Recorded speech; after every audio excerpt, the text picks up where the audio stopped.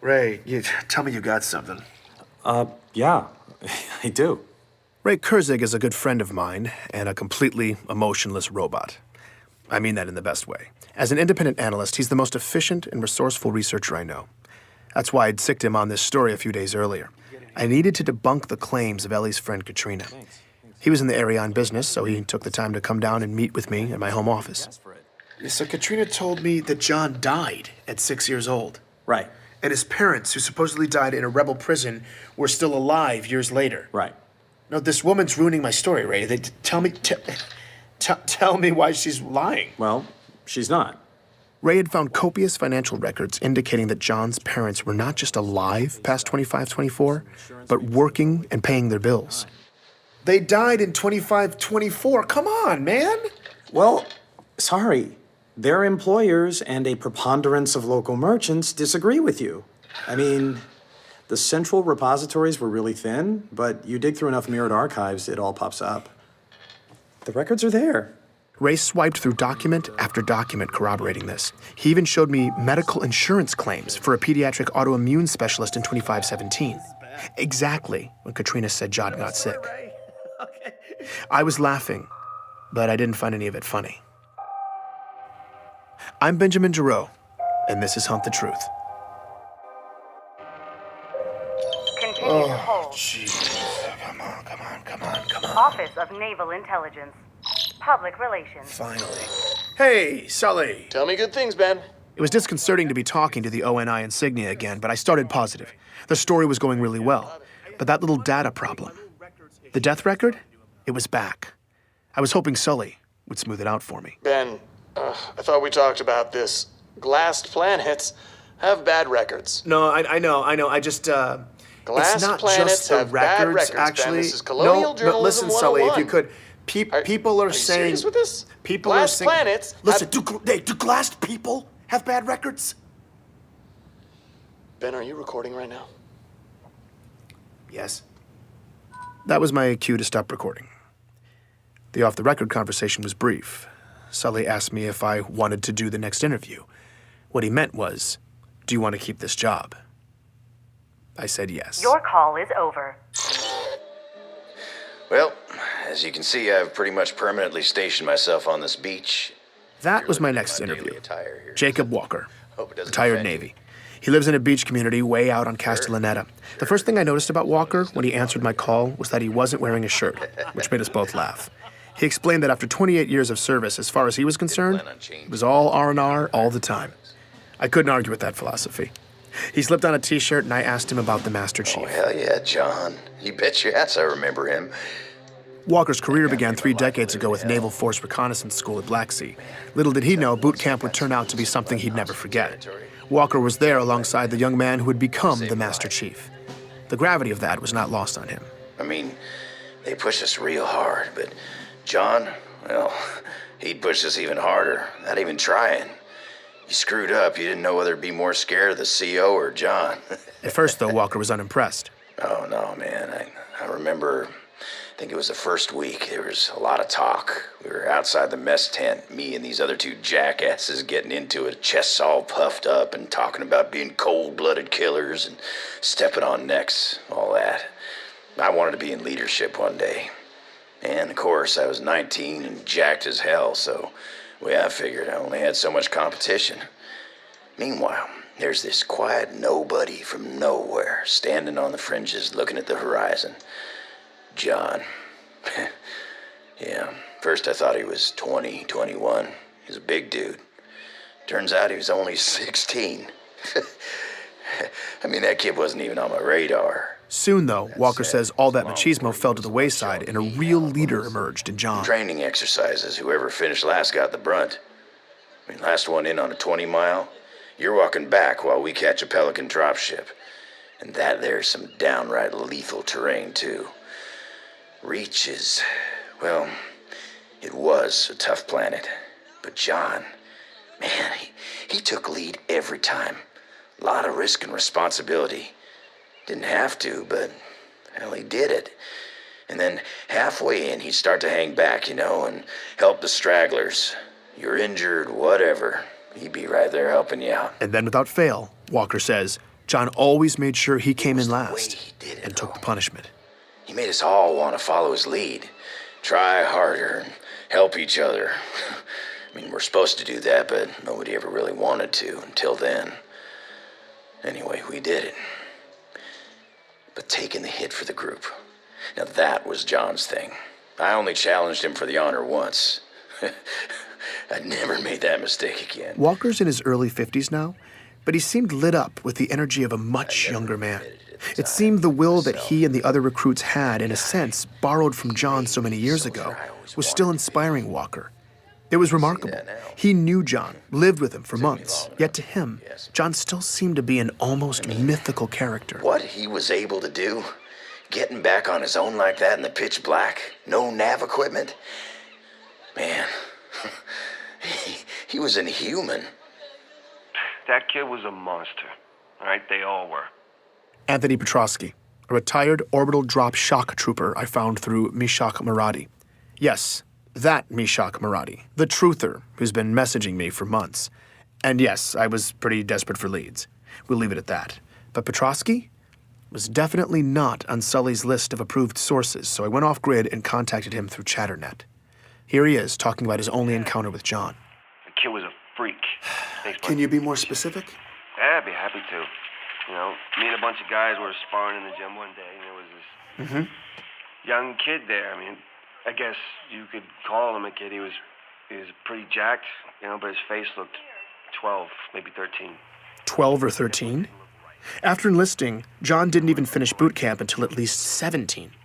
Petrosky had to be wrong about his age, but I let it go. Anyway, I guess he was acting tough when one of the guys asked his name. He told him, but he kind of, gave him attitude, right? So people start mouthing off. Next thing I know, CPO orders the kid and 4 of the guys into the ring because they were supposed to fight him. Hold on, Anthony. Wait, you're telling me that the CPO ordered 4 soldiers to fight a high school kid? No, a 12 or 13-year-old, like I said. Yeah, fine. Either way, the CPO ordered 4 ODSTs to fight a kid. You got it all wrong, okay? Because those 4 ODSTs were like lambs to the slaughter. What, John outfought them?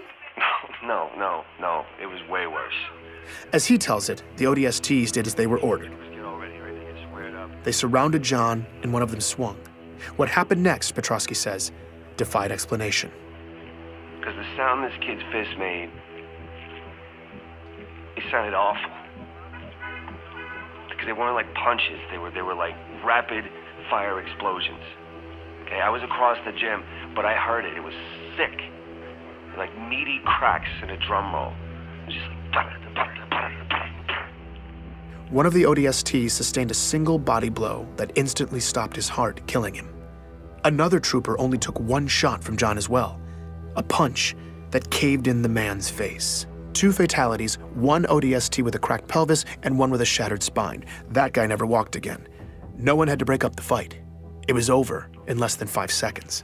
Wait, he killed them? What he did was impossible. What do you mean impossible? Like how? Like not human, all right? Like he was genetically augmented. So you're telling me that someone had augmented John? Someone had genetically augmented a child? Okay. No. Right. You think I'm lying? I believe Right. that's what you No, sure. honestly think Right. you saw, but... Look, here's the thing, Ben. I don't care if you believe me or not. This makes no difference in my world. I was there and you were somewhere else. So you're going to go write your little military cheerleader article, and I'm going to sit here and drink beer. So good luck. Petrosky left me with a bad taste in my mouth. Now, it's no shocker that Spartans go through a few augmentations and upgrades, but those are fully developed adults. Could a 17-year-old, probably still growing, even survive that kind of procedure? It seemed horribly risky, and what if what Petrosky was saying was true? And John was only 13. Well, that was one hell of an accusation to make, the ethical implications of which were nauseating. I was still thinking about it the next day when Ellie Bloom's name popped up on my call list. I'd let her listen to a rough version of my first episode, and she had feedback for me. I didn't want to risk anyone listening in, so I let the call go, then hit her back on Chatternet. Well, 2 things. Okay. 2 major things. Okay, yeah. That boxing coach, Dion Govender, yeah. he's a liar. Okay. How is he lying? There wasn't any boxing at the high school. How do you know for sure? Because there wasn't any boxing on the entire planet. She'd said they'd outlawed it forever ago, after a kid got injured. Afterwards, there was a long-standing controversy over how youth boxing was illegal, but no one seemed to care about all the gravball concussions kids were getting. Regardless, by the turn of the century, she tells me nobody really boxed in Eridanus 2 anymore. She even gut-checks me, telling me to go ahead, ask anybody from the colony. They'd tell me the same thing. And there sure as hell wasn't a league for kids to do it at the high school. That's like saying there was a gun range at the toy store. It just didn't happen. And the other thing, those kidnappings by rebels in Elysium also didn't happen. Hold on. I know that's not true. You're wrong. Okay, the insurrection had a well-documented presence in Elysium. Yeah, they did, politically. They worked to influence local policy. It got tense, there was occasional violence, but nobody was abducted. We lucked out. It was peaceful. That's why Elysium was refugee central. So boxing coach, total liar. I needed to verify what she was saying, but I had the gnawing sense she was telling the truth again.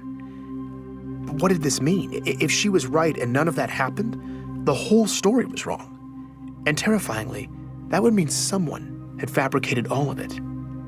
I needed explanations from my previous sources, and I needed them now.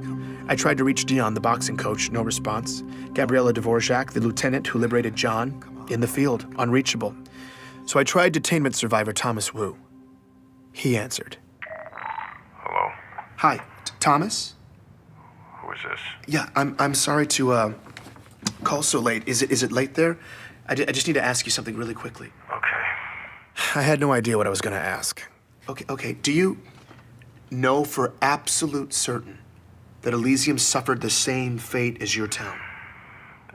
Yeah, I told you that. I know, but Thomas, I spoke to people who were in Elysium, and they said that wasn't true. Now, look, I know you went through a lot, but I want to know the truth. Okay. Do you know for absolute certain that Elysium City was under the violent control of insurrectionists? Look, what I told you before, that is the best I can remember. No, I'm sorry. I'm sorry, but I don't believe that. You remembered it all perfectly. You rattled off the name of every single safe haven city in that region, and you only hesitated once. I was completely making this part up. I was going for broke. You only hesitated where you would have said Elysium City, right? I mean, look, I don't know for sure. But Elysium wasn't captured by the insurrectionists, was it? Hey, what are you, defending No. them? I'm definitely not You defending. know, after what they did, you're going to defend them? They left us locked up for weeks. They let all those people just die. And they did that all over the outer colonies. I mean, what does it matter if it was Elysium or somewhere else after everything that they did? Thomas, look, I'm sorry. I'm sorry that I have to bring it up. I just want peace of mind for my family. That's all I want. It's just... Wait, I don't understand.